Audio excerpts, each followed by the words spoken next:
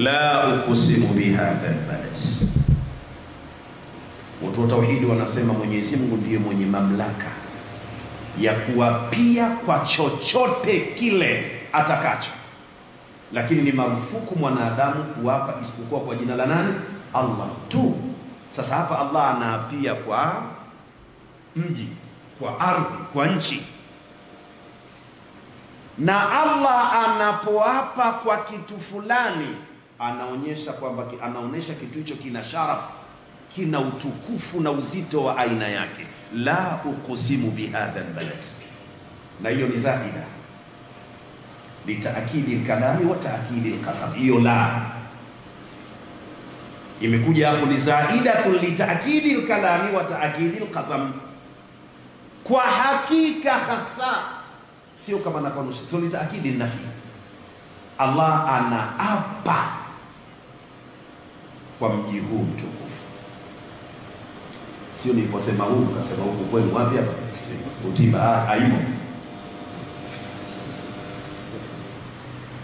Anauapia mji wa Makka, mji ambayo masqatu ra'si Mustafa Muhammadin, kichwa cha mtume kilianguka katika ardhi. Lianna sharafa almakani biahli, utukufu wa eneo unazingatiwa nini? Wanaokaa pale.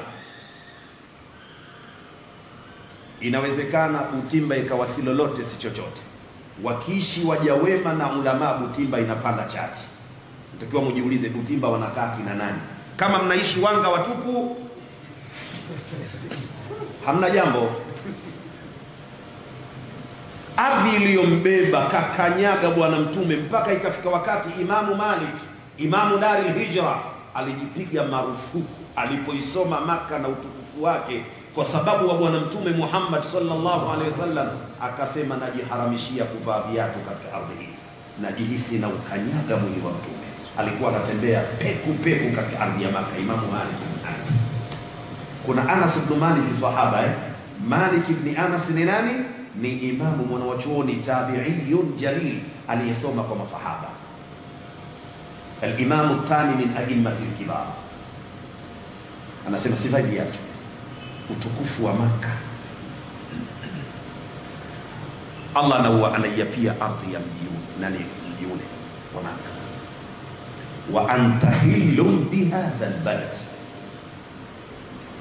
maana pana. Na mimi napita tukipata aya 4 5 zinatoka.